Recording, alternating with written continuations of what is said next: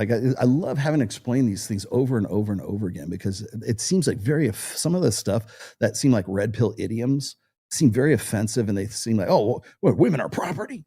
No, I didn't say they're property, but there still has to be there has to be a leadership structure when we talk about like patriarchy. We talk about like men need to lead in the family and stuff like that. So it doesn't mean you have to be a slave. It just means that there has to be if there's a leader, there has to be a subordinate. That's how it works. Because if not, you go, oh, we're gonna be equal. We're gonna be a yin and a yang. Then we're not in a hierarchy. Then nobody gets to lead. You know, if that's what's funny is this is like men need to lead in the relationship, but we want to have it 50-50.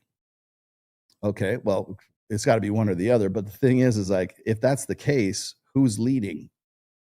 Is anybody leading in the relationship?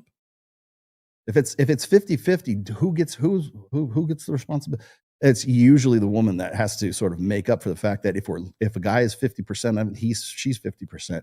He's not going to be the guy that she can look up to. He's not going to be the guy that is going to be able to protect her.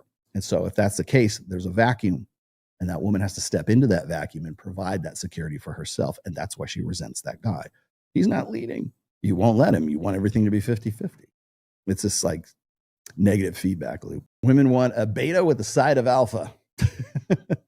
They want a guy to be a beta. They want him to be sweet and nice and well, everything that Scott Galloway seems to think women find attractive. He's got to be, emotional, and he's got to be generous, and he's got to be kind and all this. Like, then why do they go for guys in like dark triad personalities? Like that never crossed. I don't think I've ever seen Scott Galloway try to walk around